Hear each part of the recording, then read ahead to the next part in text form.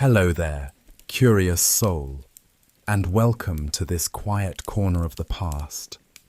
Whether you're curled up in bed or simply seeking a bit of peace, I'm so glad you're here.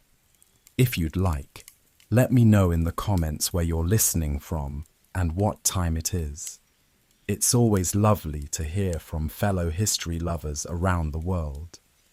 And if calm, immersive journeys through time are your thing, feel free to subscribe so you never miss an episode. For now, let's set aside the present and drift back to a time when fun looked a little stranger than it does today. So tonight, we'll dim the lights of modern life and journey into the strange amusements of a world long past. Let's begin with a figure both feared and beloved, the medieval jester. In the grand halls of medieval castles, beneath the flicker of torchlight and the ever-watchful eyes of lords and ladies, there stood a peculiar figure, the court jester. Clad in bright colours, adorned with bells that jingled with every movement, and armed with sharp wit, the jester was more than mere entertainment. He was a symbol of strange freedom and strange danger. Tonight, let's wander into his world. Imagine the stone walls echoing with laughter, but not always the warm, friendly kind. The laughter of the medieval court was often edged with cruelty, fed by a deep appetite for mockery, humiliation, and the bizarre. The jester's role was to amuse, yes, but also to provoke, to push boundaries, and sometimes to speak truths no one else dared. And he did this while dancing, singing, and spinning tales, often poking fun at nobles, priests, and even the king himself. But why would someone willingly risk their neck in such a role? The truth is, the jester held a unique position, a license to jest, quite literally. In an age of rigid hierarchy and brutal consequences for stepping out of line, the jester could speak freely. His madness gave him a kind of immunity. It was all a performance after all. Under the guise of foolishness, he could criticize the church, mock the monarchy, and highlight the absurdities of feudal life. And if his jokes were too sharp, well, sometimes they were rewarded, and sometimes they weren't. You see, humor in the Middle Ages was often deeply physical and a little darker than we might expect. Picture a noble feast where after hours of roasted meats, spiced wine, and loud conversation, the entertainment shifts. The jester takes the floor, balancing a pig's bladder on a stick, ready to perform. He cracks jokes, tumbles, perhaps even mimics the Lord himself. The guests roar with laughter, but the line between funny and offensive was perilously thin. One misjudged comment, one joke that hit too close to home, and the laughter could turn. Some jesters were beaten, others were stripped of their status. A few were even executed. Yet the role continued, perhaps because in a world so burdened by plague, warfare, and religious fear, laughter, even cruel laughter, was a rare treasure. Now, not all jesters were fools in the literal sense. Some were extremely intelligent. They memorized long epics, learned multiple languages, mastered instruments. A few were employed not just to entertain, but to advise. They offered insights that no one else dared speak aloud. Think of them as medieval satirists, court comedians who read the room better than anyone, who knew when to jest and when to hold their tongue. And those who survived long in this role, they were not fools at all, but masters of human nature. But let's step out of the castle for a moment. On village greens, during festival days, the idea of the jester was often copied by local performers and amateur fools. People would dress in rags, paint their faces, and create crude imitations of noble life. These performances, often spontaneous and fueled by cheap ale, became places where everyday frustrations could be aired. The miller was mocked. The local priest was parodied. The tax collector, always a target. For a few hours, laughter became a release, a way to turn the world upside down and laugh at the chaos of it all. And speaking of turning things upside down, we mustn't forget the Feast of Fools, a strange, raucous celebration where roles were reversed. Commoners became bishops, choir boys crowned as kings, and sacred rituals mocked with wild abandon.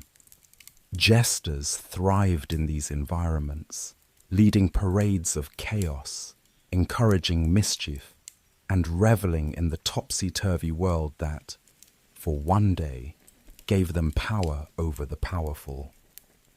It's a strange thought, isn't it? That in a time so dominated by rigid order and divine authority, society still made space, albeit small and fleeting, for the absurd. It reminds us that humans, no matter the era, have always needed laughter. And perhaps, in times of great hardship, they've needed it even more. So the next time you imagine the medieval world, all chainmail and cathedrals, swords and sermons, remember the jester. Remember his dance, his jingle, his grin. Beneath that painted face was someone who understood that life was often tragic, and that laughter, especially the uncomfortable kind, could be its own kind of rebellion. We'll leave him there for now, twirling in the candlelight, teasing a knight, dodging a slap, and always, always watching the crowd. Chapter 2: Dancing Plagues and Mass Hysteria. Now that we've left the jester to his mischief in the flickering torchlight of the castle hall, let's step out into the cobbled streets and sun-baked plazas of the medieval world. Here, entertainment wasn't always planned or polite. Sometimes it erupted without warning, wild, chaotic, and inexplicably contagious. Imagine this. It's a summer morning in Strasbourg, in the year 1518. The sky is a soft blue, the markets are opening, and a woman, Frau Trophäa, begins to dance. There is no music. Her arms sway, her feet move frantically, and her face is blank. At first, people watch in amusement. Perhaps they think she's jesting or drunk or possessed by a strange joy. But hours pass, and she doesn't stop. By evening, her clothes are soaked, her body trembling, but still she dances. By the next day, more have joined her, dozens within a week, and in the weeks that follow, hundreds. This was the dancing plague of 1518, one of the most bizarre events not just of the Middle Ages, but in all of human history. It's not the only one, either. Similar outbreaks occurred in other European towns between the 14th and 17th centuries. People would begin dancing, sometimes laughing, sometimes weeping, often until their feet were bloodied and their bodies collapsed from exhaustion. In some cases, they danced to death. Why? That question has echoed through the centuries. The truth is, no one knows for sure. Some believed it was a curse or a punishment from Saint Vitus, the patron saint of dancers and epileptics. Others said it was possession or an outbreak of madness. But modern historians and scientists have proposed other explanations. Mass hysteria triggered by extreme stress, starvation, and despair. Imagine the weight of life at that time. Constant war, oppressive religion, the looming spectre of plague and famine. In such a world, maybe the dancing was a release, a kind of communal breakdown, a silent scream turned rhythmic and public. Authorities didn't always react with wisdom. In Strasbourg, the town leaders believed the best cure was more dancing. They cleared a hall, hired musicians, and even constructed a wooden stage for the afflicted. They thought the dance must be some sort of fever that needed to be danced out, but of course, this only fed the madness. There's a haunting poetry to it, isn't there? A town gripped by invisible forces, people spinning in circles, driven by something no one could explain. A performance without an audience, a ritual without a priest, a dance without music. But this wasn't the only time large groups were swept up in mysterious behavior. Let's shift our gaze slightly to the convents and monasteries, those secluded places where silence, prayer, and discipline were meant to protect the soul from worldly chaos. Even there, something strange crept in. One of the most famous examples occurred in the 15th century, in what is now modern-day France, where a nun began meowing like a cat. At first, it seemed like a strange outburst, but soon other nuns joined her. The entire convent echoed with rhythmic, eerie meows. The local community was so disturbed that soldiers were eventually brought in to threaten punishment if the meowing didn't stop. In another incident, groups of nuns began biting one another, snarling, or claiming possession. In Germany, there were reports of nuns running naked through the halls, climbing trees, or compulsively laughing for hours. These weren't isolated occurrences. Convents across Europe reported similar outbreaks. To modernize, it might seem humorous, but to the people of the time, it was terrifying. The medieval world was steeped in ideas of sin, demons, and divine punishment. These episodes were often interpreted as possession by the devil or a sign of God's displeasure. But today, psychologists and historians suggest another explanation: the immense psychological pressure of cloistered life. For many women, life in a convent wasn't a choice, but a sentence, often imposed by families who couldn't afford dowries for marriage. Once inside, strict rules, harsh routines, and long periods of silence created an environment ripe for psychological stress. These strange outbreaks were, in a way, cries for help, expressions of anguish in a time that had no vocabulary for trauma, no understanding of mental illness. And yet, they were also oddly theatrical, structured, performed, even if unconsciously.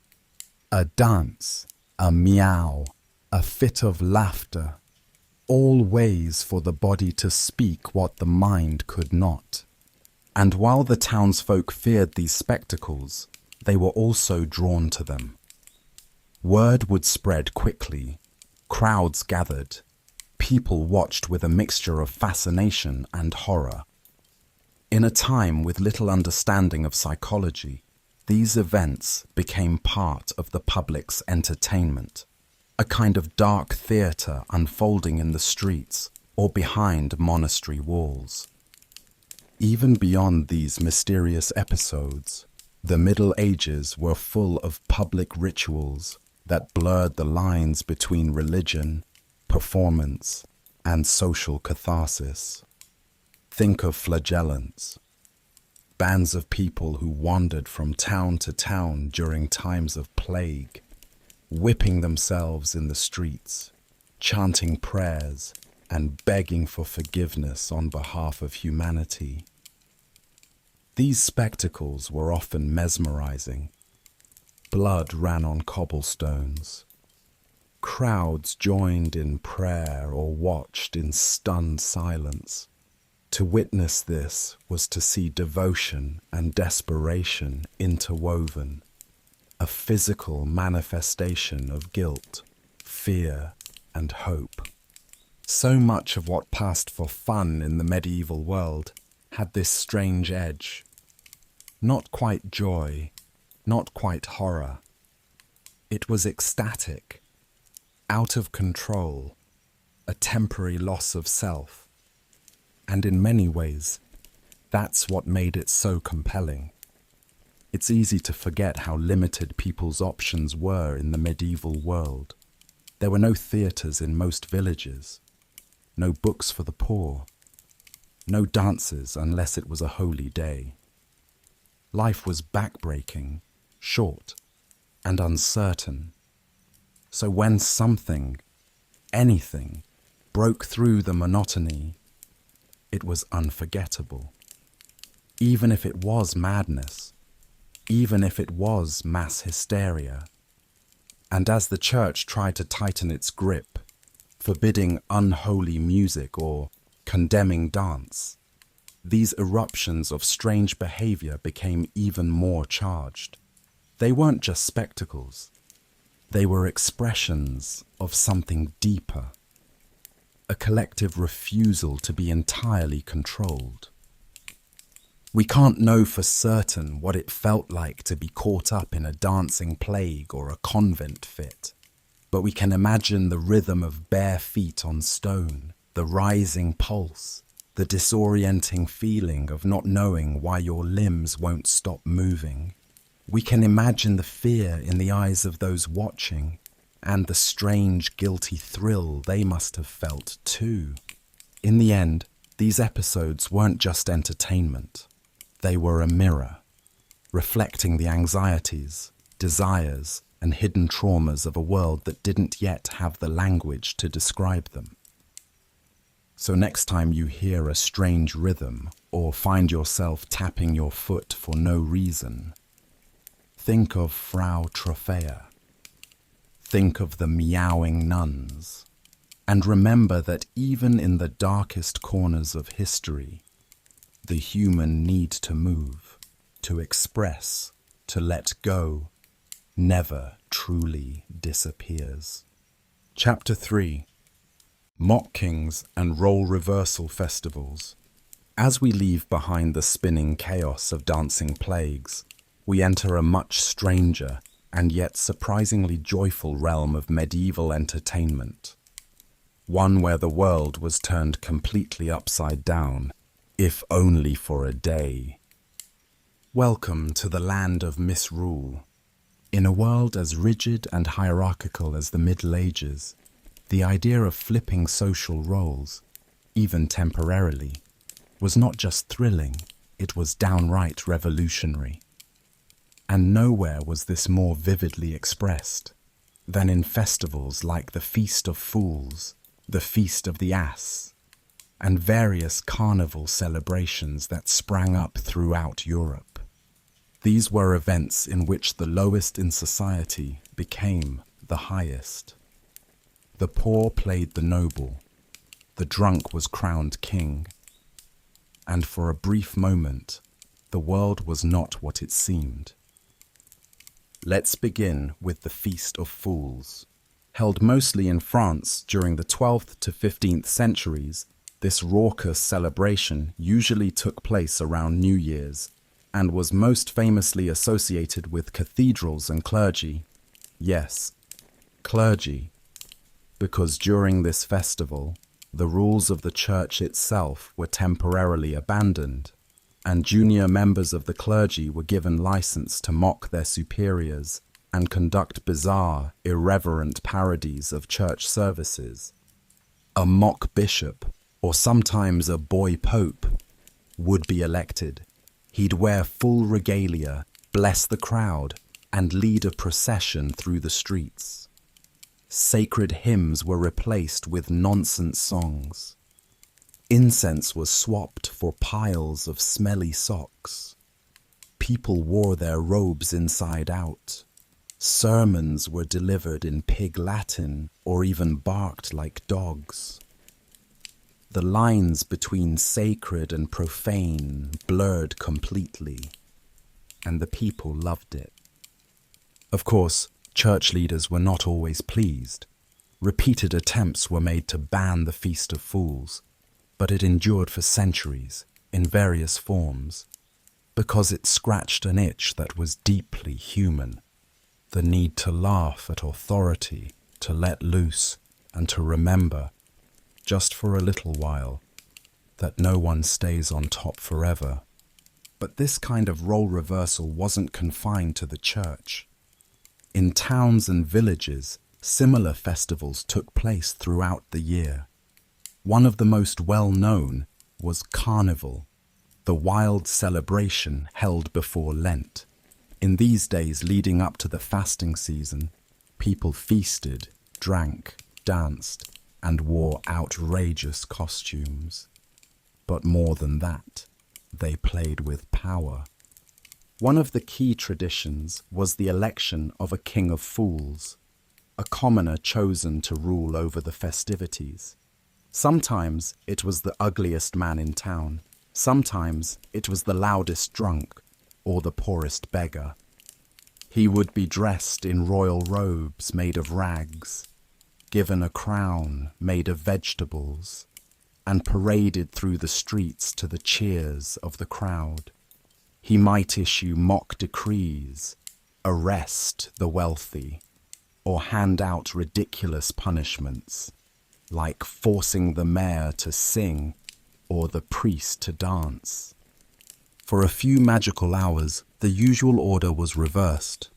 The powerful were humbled, the powerless celebrated, and everyone remembered what it was like to laugh at the absurdity of the world. Even children took part in these festivals. In some regions, they would play the roles of adults, holding fake courtrooms, giving out silly laws, or punishing their teachers with harmless pranks. Imagine a school turned upside down for a day, with pupils assigning homework to the master and parents being sent to bed early by their giggling sons and daughters. The beauty of these festivals wasn't just in their joy, but in their cleverness. They allowed societies to vent pressure, to satirize the powerful, and to acknowledge, quietly, that things weren't always fair. By pretending the world was upside down, people dealt with the fact that, most of the time, they had no power to change it. And while these events were often loud, chaotic, and filled with crude humor, they also showcased creativity, community, and a deeply rooted human desire for play. Songs were written just for the occasion. Masks were carved and painted. People prepared elaborate jokes and routines in secret, just waiting for the right moment to surprise the crowd. Today, echoes of these festivals survive in our own traditions. In Mardi Gras, April Fool's Day, even in school plays and political satire. The instinct to turn the world on its head, to laugh at our leaders, and to pretend, if only for a moment, that anything is possible. That instinct hasn't gone away. So the next time you see someone wearing a silly costume, or you hear the clatter of a parade passing by, Remember the mock kings of the Middle Ages. Remember the laughter that once echoed through church halls and muddy streets. And remember that sometimes the strangest fun is the kind that lets us laugh at the very idea of seriousness itself. Chapter 4: Animal Trials and the Curious Case of the Pig in Court. As we wander further through the pages of medieval amusement, we come to a form of entertainment so strange, so surreal, that it feels more like the plot of a dark comedy than a historical reality. And yet it truly happened, over and over again. In the Middle Ages, animals could be, and often were, put on trial. Yes, you heard that right. Not just punished, but given full legal proceedings, with judges, with juries, with witnesses, and in some cases, even with defense attorneys. Welcome to the baffling world of medieval animal trials, where pigs were prosecuted for murder and insects were summoned to court for property damage. Let's start with one of the most famous cases. It's the year 1386 in Falaise, a town in Normandy, France. A pig is accused of a horrific crime, the killing of a child. The local records, surprisingly well preserved, describe the pig as having mutilated the face and arms of a young boy. The townspeople are outraged, and so the pig is arrested. Yes, arrested. It's chained, confined, and brought before a court. During the trial, witnesses are called. They describe the incident, the screams, the aftermath.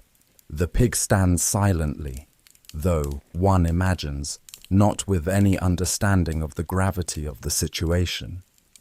A judge presides over the proceedings. The case is debated. The verdict, guilty. The sentence, death by public hanging. And so the pig is dressed in a human outfit, paraded through town and executed on the gallows in front of a watching crowd. Justice, the court believes, has been served. But this wasn't an isolated event. Throughout medieval Europe, animals were tried for crimes ranging from theft and assault to destruction of property and even heresy. Dogs, cows, goats, and horses all found themselves in front of judges. And while this may sound absurd to modern ears, in the medieval worldview, it made perfect sense. You see, in that time, law was as much about symbolism as it was about order. It wasn't just about punishing wrongdoing, it was about restoring balance, both socially and spiritually.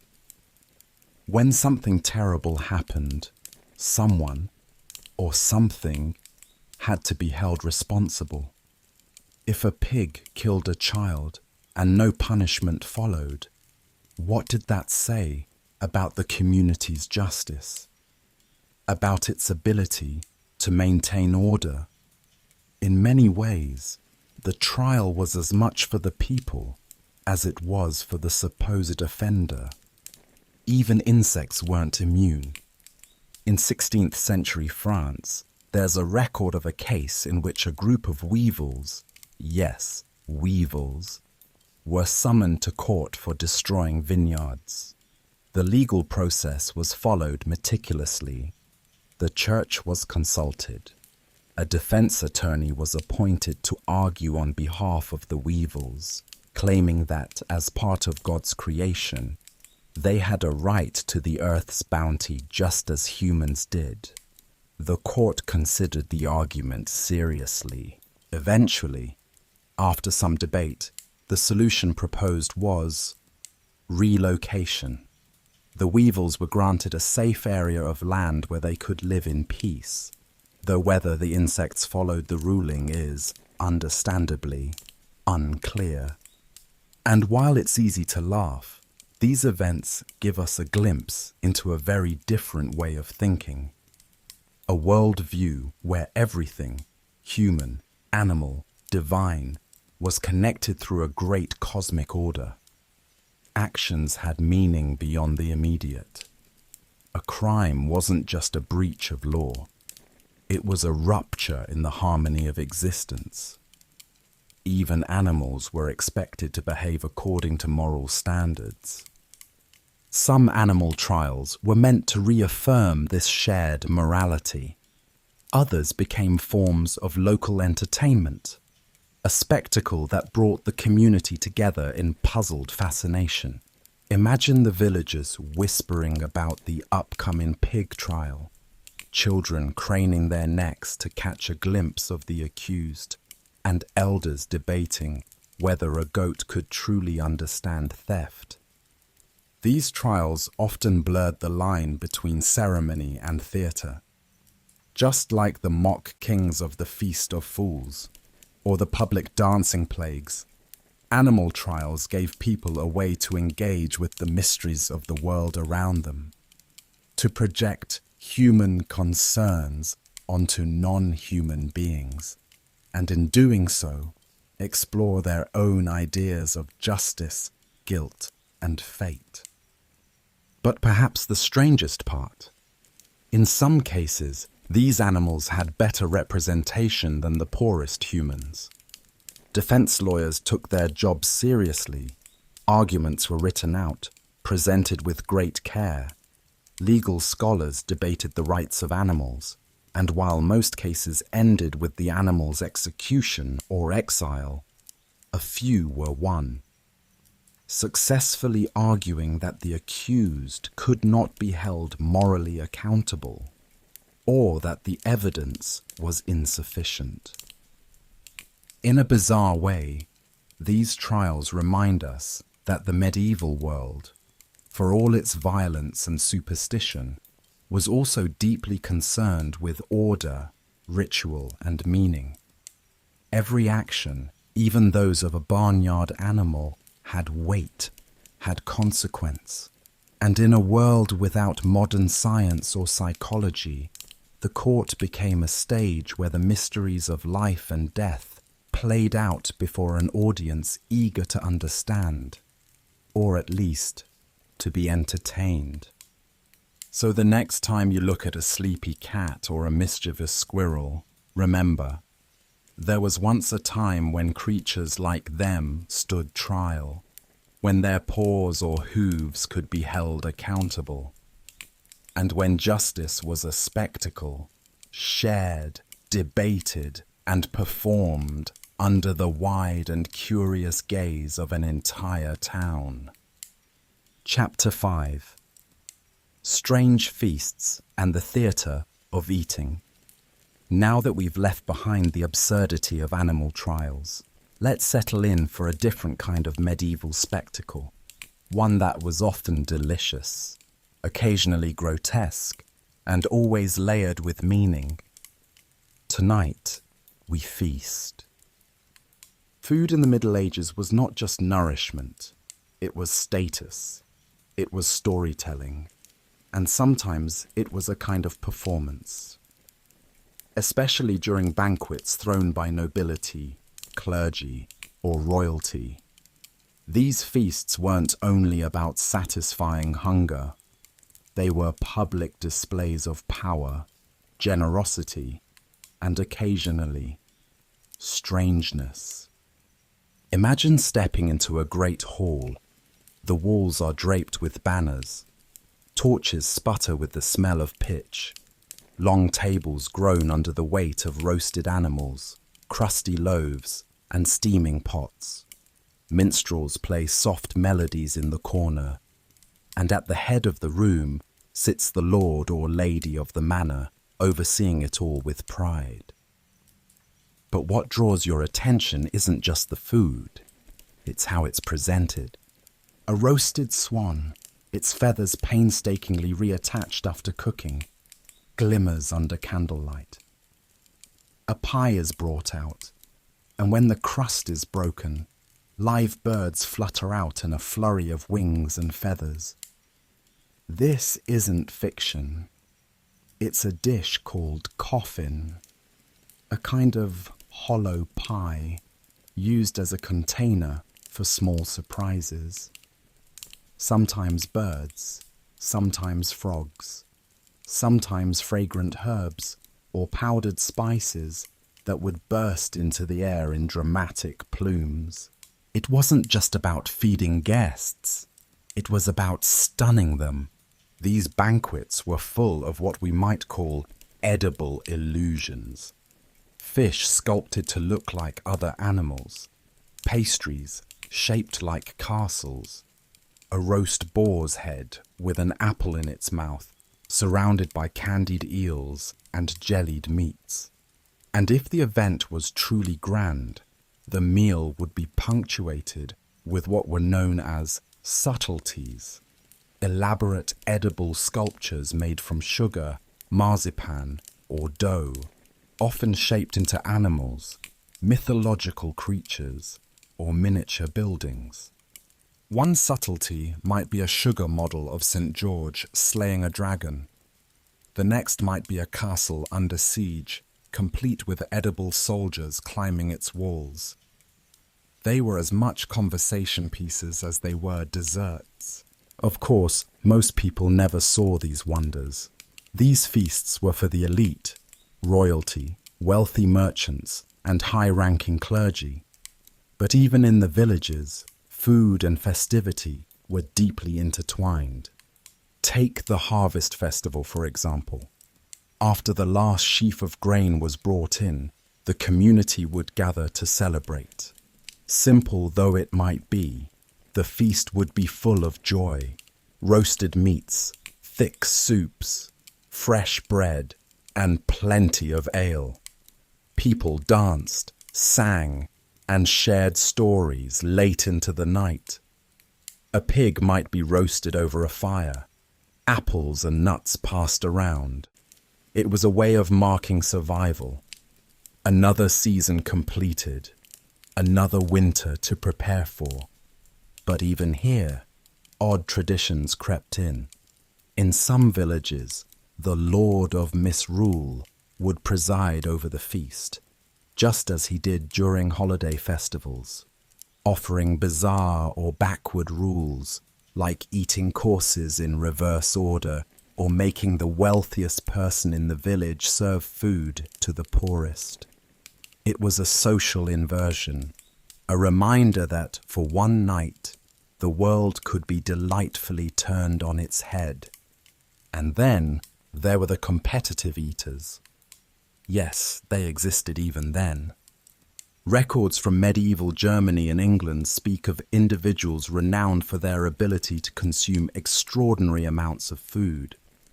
One such man, known only as John the Eater, was said to devour entire loaves, chickens, and jugs of ale in minutes.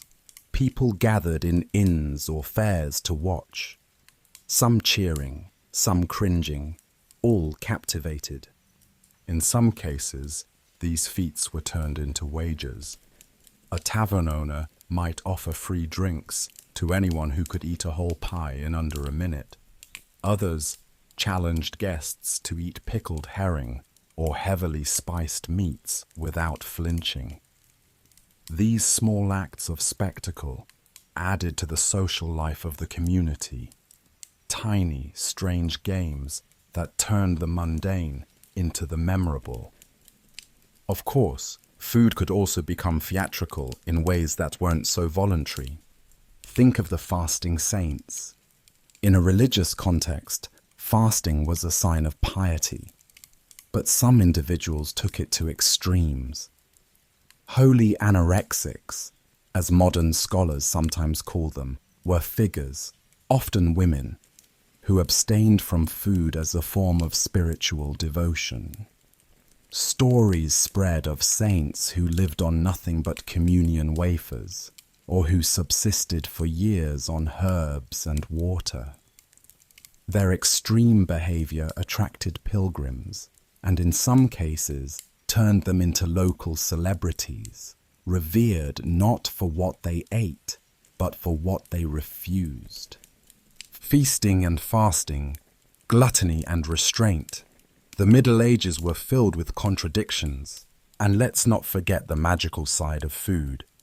A traveling merchant might sell love cakes, said to win over any heart. An herbalist might offer sleeping draughts or waking elixirs that could be baked into bread or stirred into soup. Recipes were sometimes wrapped in superstition.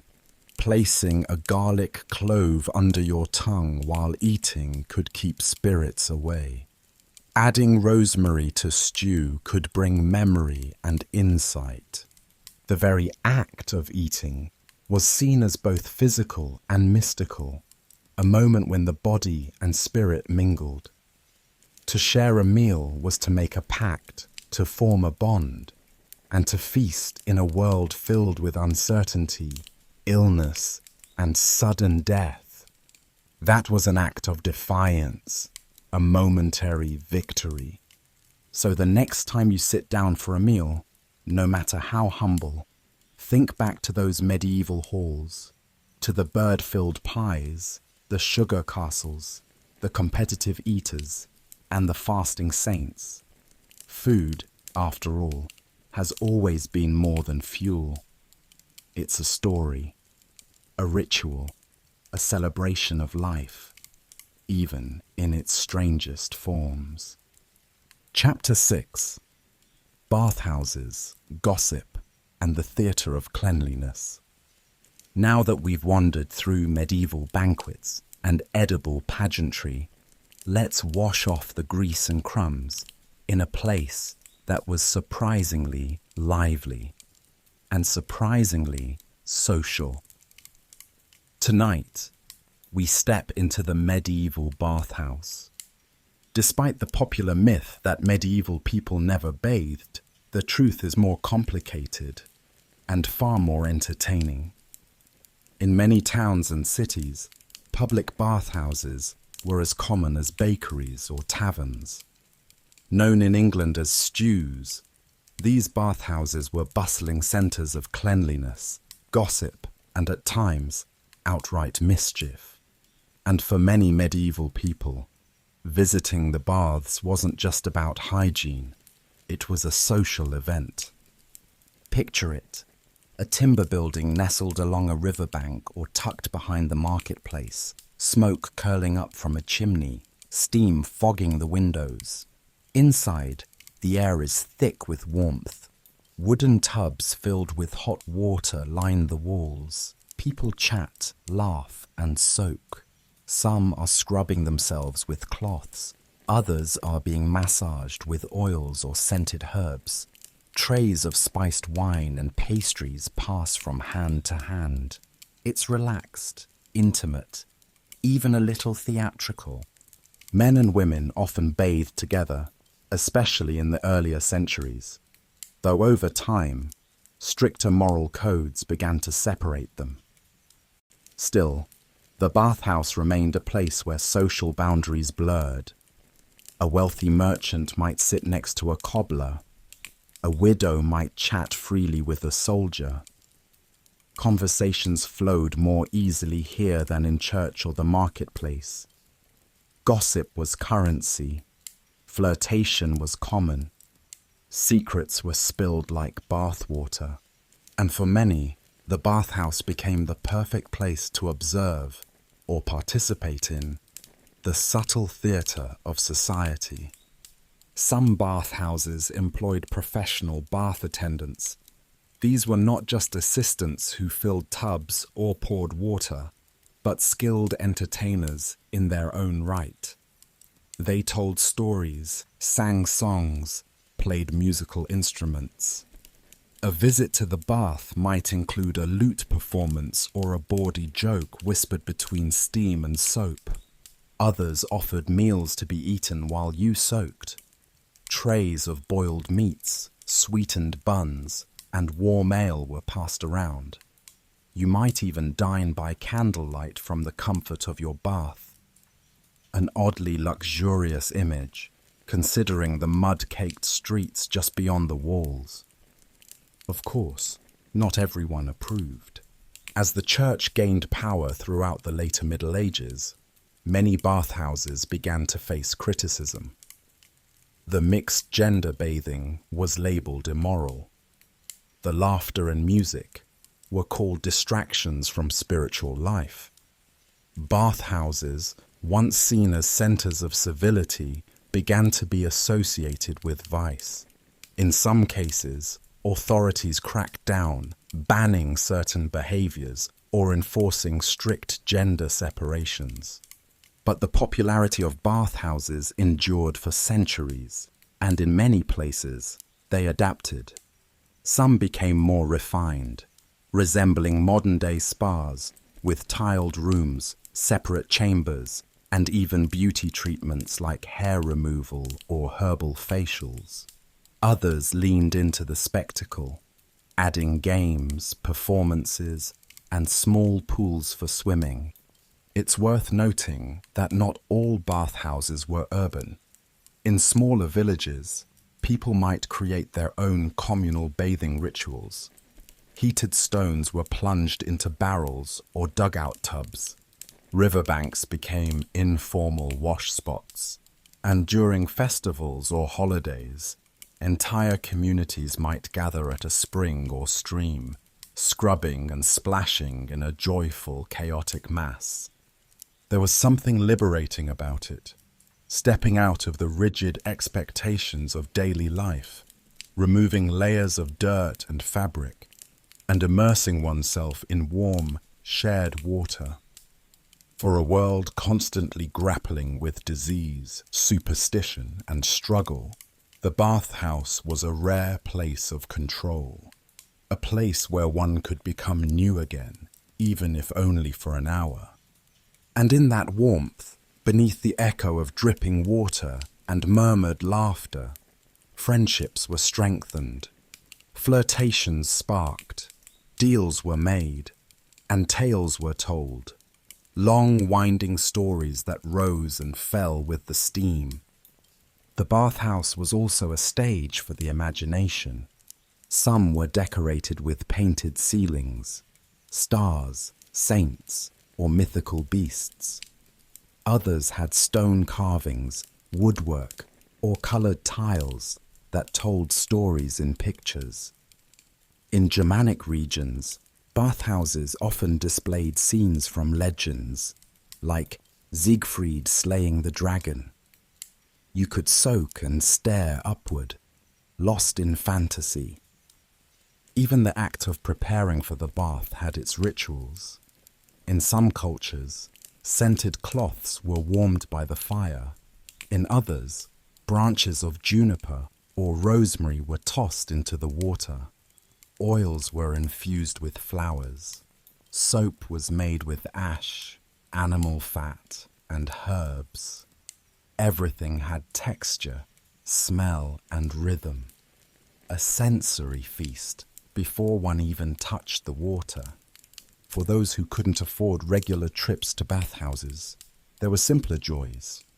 Children played in rain barrels. Families set up wooden tubs near the hearth, and once a week, often on Saturday, became a kind of unofficial bathing day in many homes. It wasn't as glamorous, but it was just as meaningful. So, while the stereotype of the filthy, unwashed medieval peasant lingers in popular imagination, the truth is far more nuanced and far more human.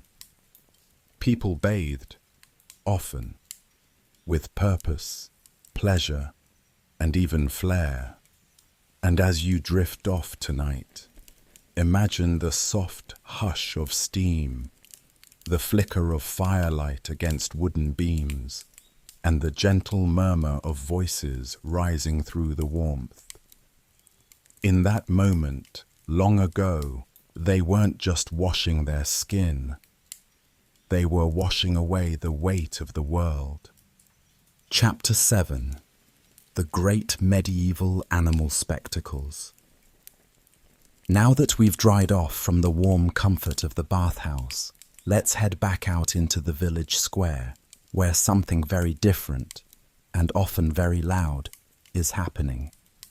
The scent of hay and sweat is thick in the air. Children sit on rooftops.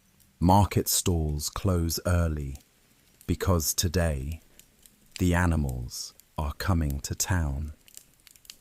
Welcome to the world of medieval animal spectacles, a blend of showmanship, competition, and sometimes outright absurdity.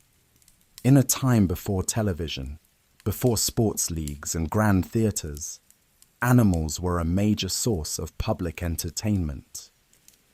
But we're not just talking about the local farmer's goat or a neighbour's mischievous dog. These events were full-blown, highly anticipated affairs, planned days or weeks in advance, drawing crowds from surrounding towns and involving elaborate preparation. One of the most common and beloved forms of this entertainment was the animal tournament. Picture a wide-open field just outside the village walls.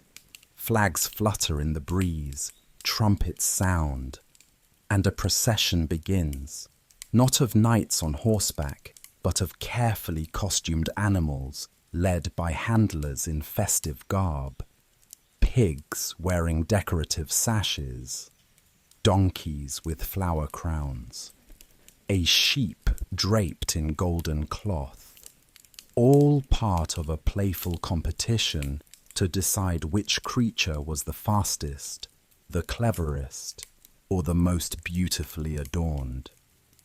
Animal races were especially popular. Chickens were placed in small chutes and then released, flapping and stumbling toward a finish line as the crowd roared with laughter. Frogs were nudged forward by children wielding feathers. Goats were led by competing families, encouraged with bits of apple or the promise of a good scratch behind the ears. Some towns even held elaborate snail races, complete with tiny numbered shells and official judges.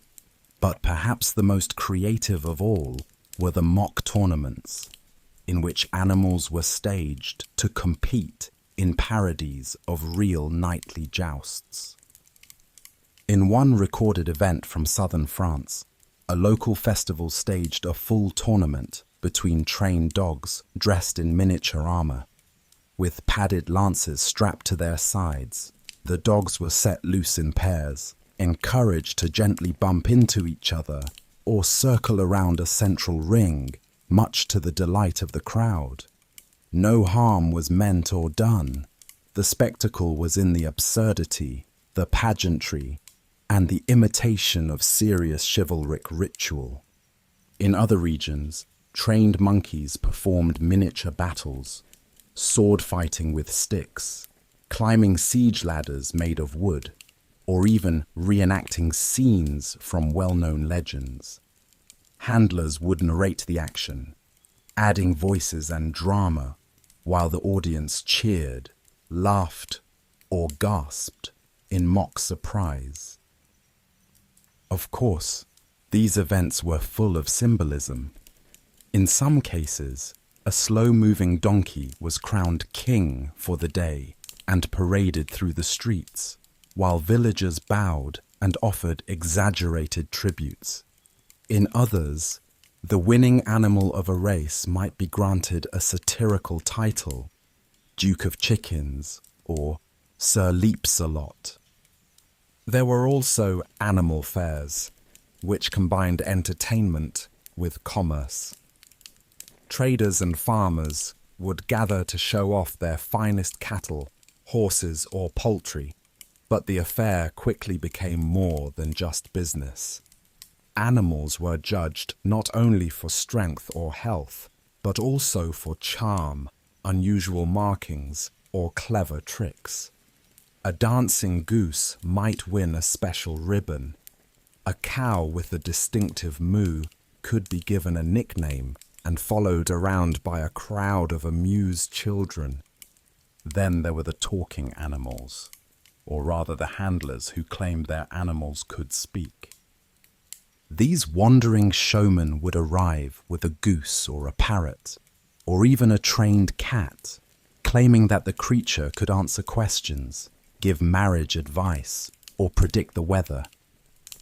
With the right prompts, and perhaps a few subtle cues, the animal would respond with a squawk, a paw raised, or a tail flick. Was it real? Of course not. But it was clever, and it was fun. And in a world filled with mystery, that little moment of wonder was more than enough. But perhaps the most charming of all these traditions was the Beast Blessing Day.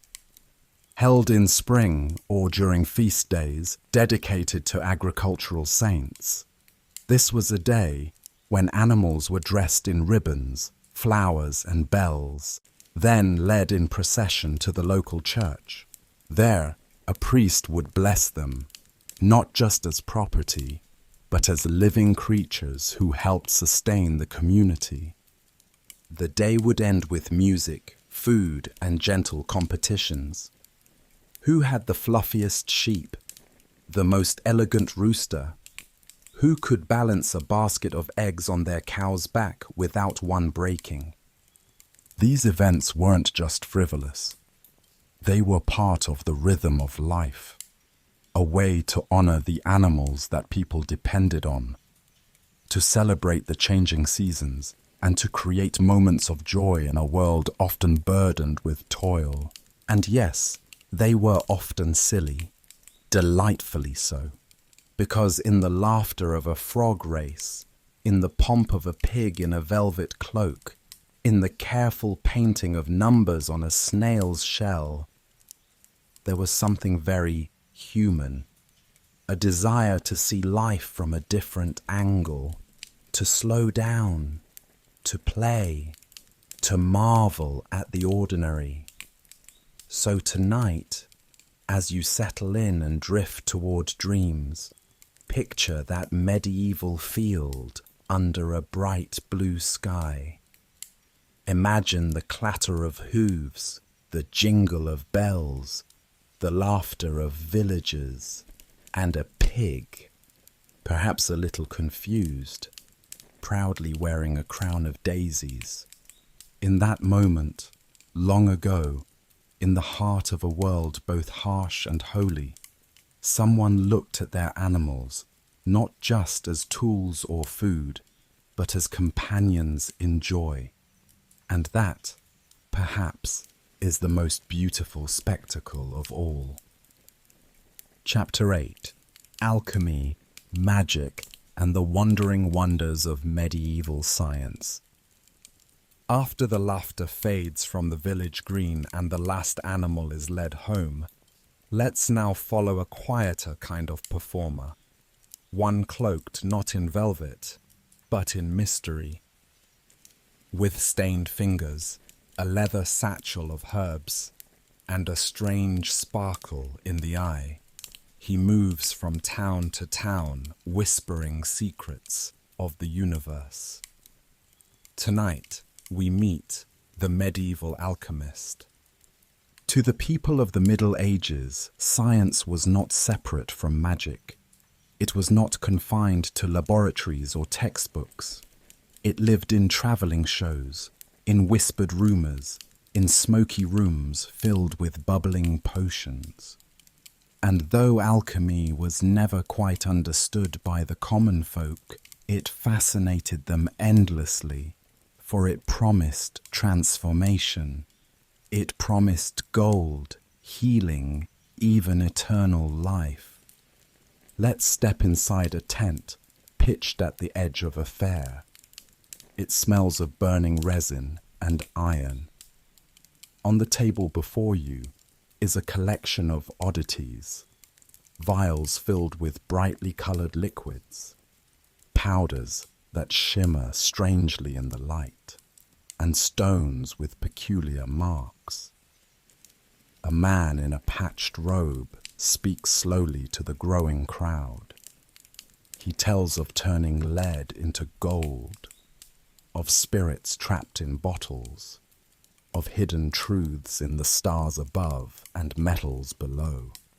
Some shake their heads in disbelief. Others lean in closer, spellbound. This alchemist might be a genuine student of the natural world, one who has studied ancient texts, dabbled in chemistry, and believes in the power of transformation, both physical and spiritual. Or he might be a clever charlatan, ready to vanish into the next town once the coins are collected. But either way, he captivates, because what he offers is not just knowledge, it's wonder. Alchemy wasn't just a fringe belief, it was deeply woven into medieval thought. Learned men and women across Europe studied it with sincere devotion. They weren't simply trying to make gold. They believed that all matter contained hidden properties, and that with the right balance, the right purification, anything could become something more. Lead could become gold. Sickness could become health. A flawed soul could become divine. But beyond the scholars, the public's relationship with alchemy was more playful, more theatrical.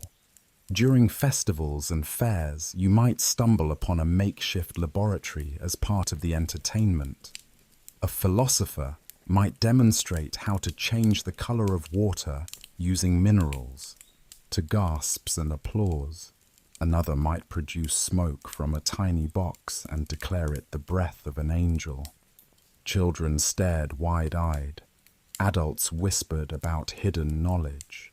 Other so-called scientists mixed their knowledge with humor and spectacle. They'd promise to make gold but instead pull eggs from someone's sleeve. They'd claim to cure baldness, grow crops overnight, or summon rain. Their tools were often exaggerated.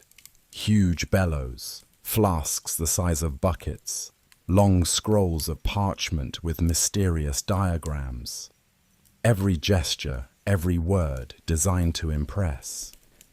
In some cities, alchemists were even invited into noble courts, where their experiments were watched with great curiosity and sometimes great suspicion.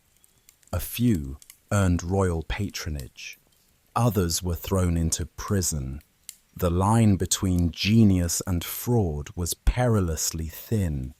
But alchemy wasn't the only scientific magic that fascinated medieval minds. There were also natural philosophers, wandering astrologers, and herbal mystics, each with their own version of truth. Astrologers set up small booths in market squares, offering to read the stars and tell your future.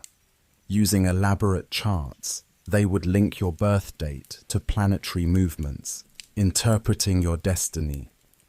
Some took it very seriously. Others just knew how to read people. Either way, the crowd leaned in, waiting for the moment of revelation. Meanwhile, herbalists would display vast collections of dried leaves, roots, and flowers. They'd chant the names of ailments, gout, fever, melancholy, and then, with dramatic flair, offer bundles of sage, nettle, or poppy to cure them. They'd talk of forest spirits, of moon-charged waters, and of how to protect your home from evil simply by hanging a certain plant above your door. These were not just remedies, they were rituals.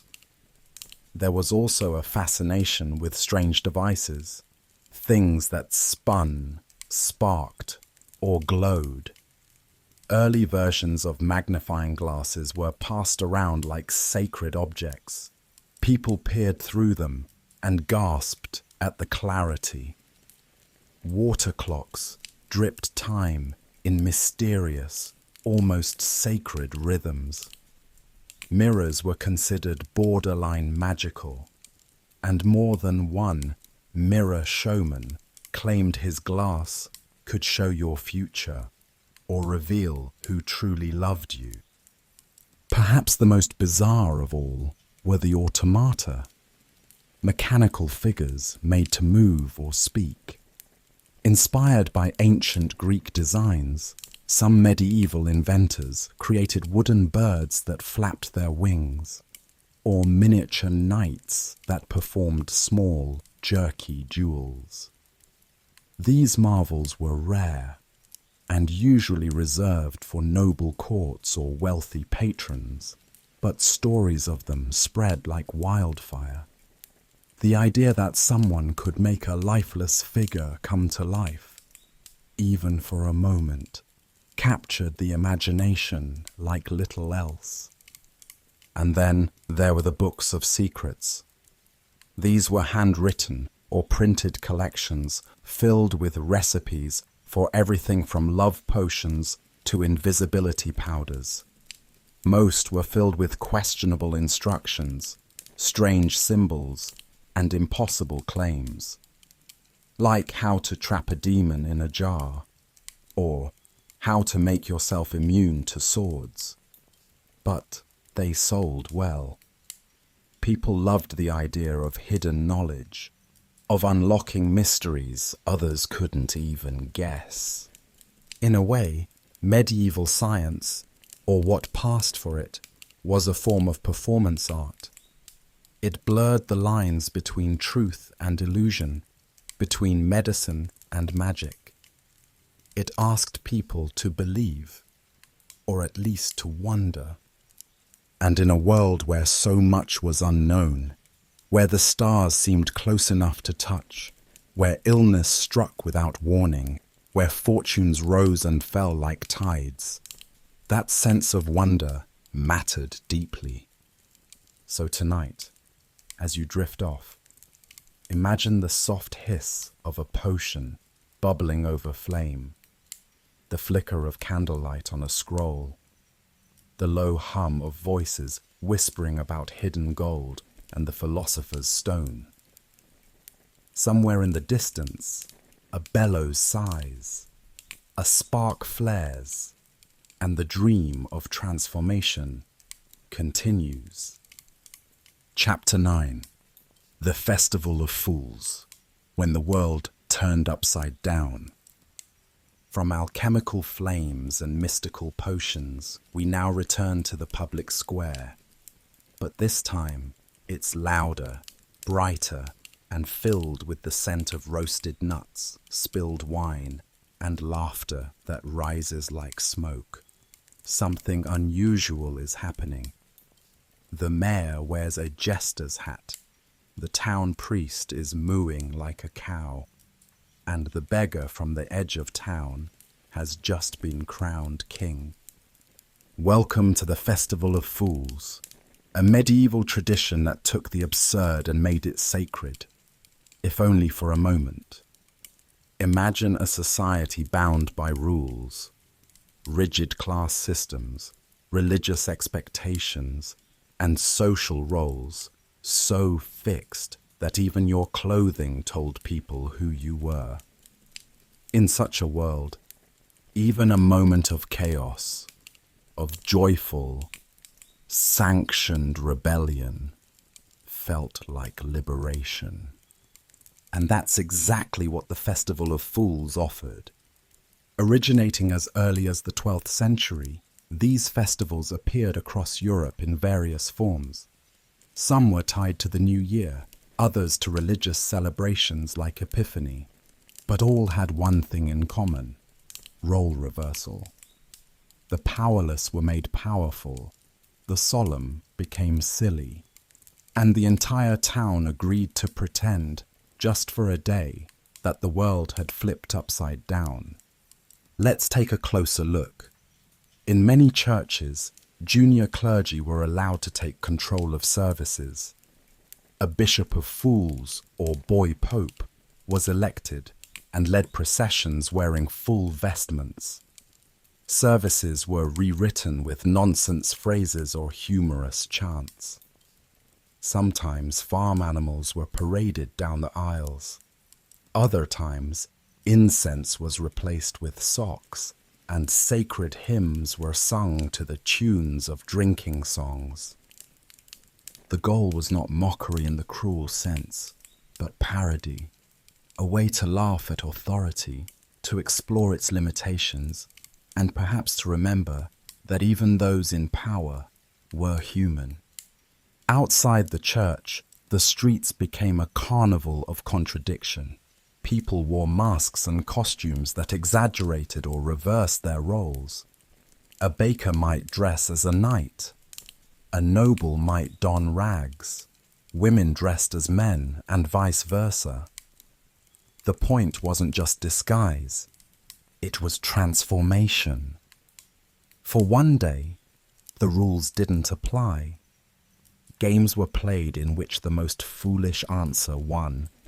Mock trials were held for imaginary crimes, like stealing the moon or being too serious. Those found guilty were punished with songs, pies to the face, or being dunked in barrels of water, all in good fun, all part of the dance. And the food? It flowed freely. Bread, cheese, beer, roasted meats. Towns would often pool resources to feed everyone. It was a celebration not just of nonsense, but of community. A moment when every barrier was lowered and every voice could be heard. In some towns, processions of fools roamed the streets. These were coordinated parades led by the Lord of Misrule, a figure often chosen for their wit, charm, or just their general willingness to be ridiculous. The Lord wore a crown of twigs, a robe of mismatched fabric, and carried a mock scepter, often a chicken leg or a wooden spoon. He shouted absurd decrees, led games, and generally kept the energy high. But beneath all the silliness, there was something deeper. These festivals were cathartic. They allowed people to release tensions, challenge authority in a safe way, and remind everyone, rich or poor, that no one was above laughter, that even the sacred could withstand a little silliness. And though the church often tried to suppress these festivals, calling them indecent or chaotic, they endured for centuries, because the people needed them. They needed to laugh, to pretend, to dream of a world less rigid, less fearful, more human. In some ways, the Festival of Fools was a form of social magic.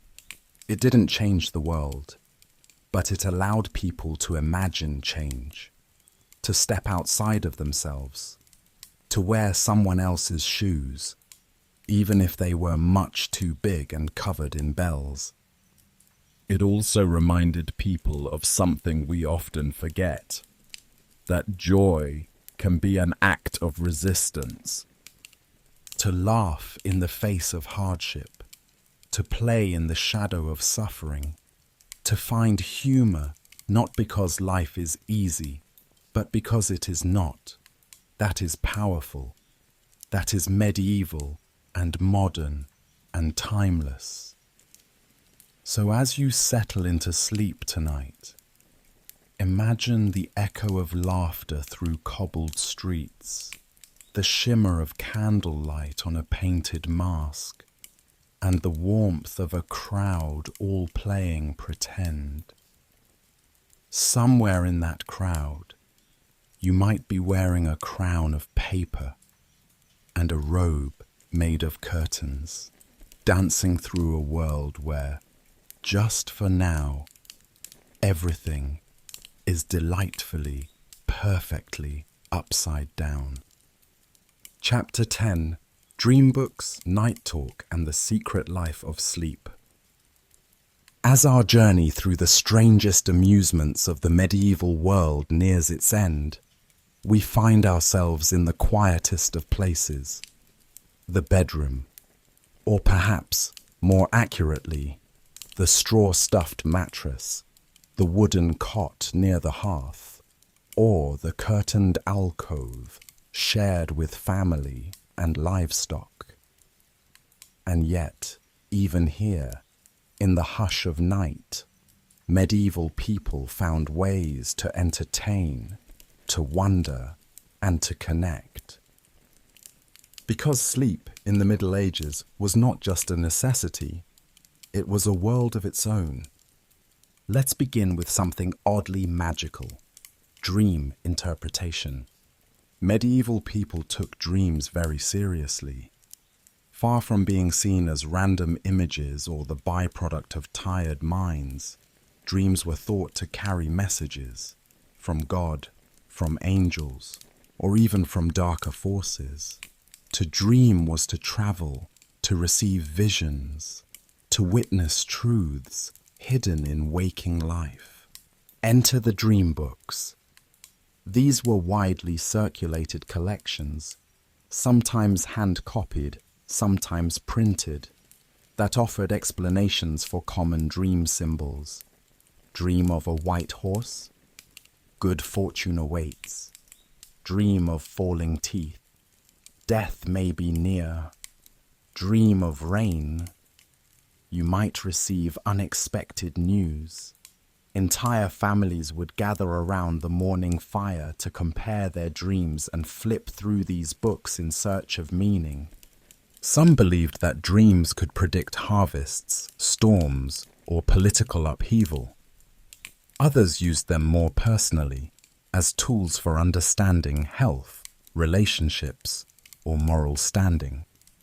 There were even people who made a modest living interpreting dreams for others, traveling from village to village with a few books and a talent for poetic explanation. But dream watching wasn't the only nighttime amusement. For many, night itself was social. In an age before electricity, evening came early. People gathered around hearths or candles, and the hours between supper and sleep were often filled with storytelling. Elders shared tales of saints, devils, miracles, and mischief. Children listened wide-eyed as folk tales unfolded, of talking animals, magical wells, and lost kingdoms. It wasn't uncommon for neighbors to stop by and sit a while, sharing gossip or passing around a small jug of mead. Laughter would rise, fade, and then give way to quiet, the kind of quiet that invites deep thoughts and whispered truths. And when people finally drifted off to sleep, they often did so not in one long stretch, but in two distinct phases, what historians call segmented sleep. The first sleep began shortly after dusk and lasted a few hours. Then many people would naturally wake in the middle of the night. This in-between period, sometimes lasting an hour or more, was not seen as a problem. It was a gift, a time for prayer, for quiet contemplation, or for quiet talk with whoever shared your bed. Some even used this window for creative work, writing poetry, mending clothes, or reflecting on their dreams before falling into the second sleep, which lasted until dawn. There was a softness to this time, a slowness, and in that space between waking and dreaming, people often felt closest to mystery, to God, to fate, or to the thin veil between worlds. And then, of course, there were the stories, night tales meant to lull children and adults alike into slumber. One popular type was the miracle tale, stories of divine intervention, where saints healed the sick, guided travelers, or punished the wicked in clever ways. These tales were comforting, meant to reassure listeners that the world, though strange and often unfair, was still under watchful care. Other stories were more playful, tales of fools who outwitted nobles, wives who tricked their husbands, talking cats, disappearing bread. Some were moral lessons wrapped in humor. Others were just meant to draw a smile before the eyes closed. And then there were lullabies, haunting and beautiful, often sung in hushed tones.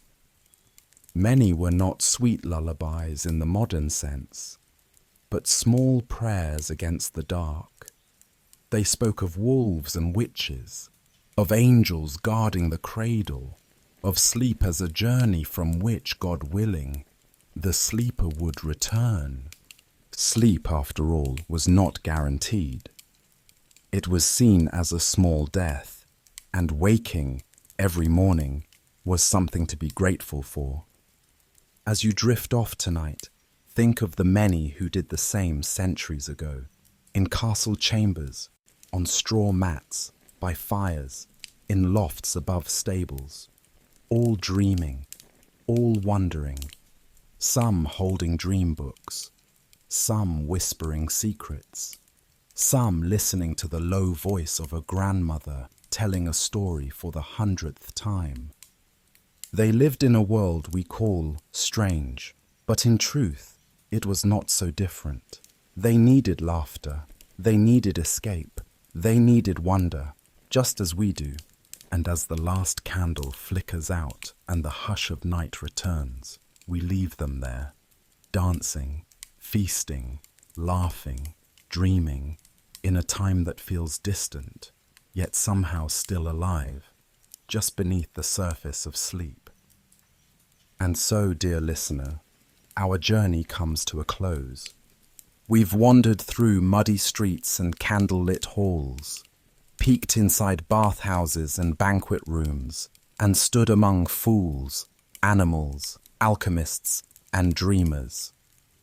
We've witnessed a world both strange and strikingly human, a world where fun wore many masks, from the bizarre to the beautiful, from the absurd to the oddly profound. It's easy to think of the Middle Ages as a time of darkness and discomfort. And yes, life was hard. Winters were long. Illness came quickly. The comforts we now take for granted. Warmth at the flick of a switch. Food with the turn of a dial. Knowledge in the palm of our hands. These were distant dreams to those who lived centuries ago. And yet, they found joy. They found it in the strangest places. They turned plagues into dances. They turned pigs into kings. They made tournaments out of turnips, theatre out of bathhouses, and meaning out of dreams. They found ways to laugh, to play, to gather and let go, even when the world around them was uncertain, unpredictable, and often unkind. That in itself is a kind of magic, because no matter the century, no matter the tools at hand, human beings have always looked for ways to entertain, to express, and to escape. Whether it's through stories whispered beneath blankets, games played by candlelight, or grand festivals that turn the world upside down. We've always needed moments of release, moments where the weight of life can be lifted, if only for a while. Perhaps that's what makes history so soothing to explore. Not just the grand battles or royal dramas, but the little things, the daily delights, the strange customs and quiet joys.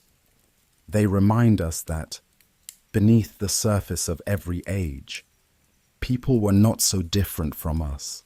They worried, they hoped, they celebrated, they stayed up late laughing with friends, they dreamed of better days.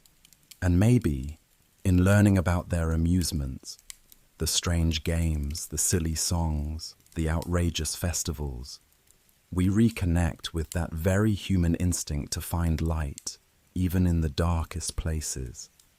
So wherever you are right now, whether you're already curled up in bed, eyes growing heavy, or simply enjoying a moment of peace, I hope this journey brought a bit of wonder to your night. I hope it gave your imagination a place to roam. And perhaps, most of all, I hope it reminded you that joy doesn't have to be perfect. Sometimes it's messy. Sometimes it's ridiculous. But it's always worth finding.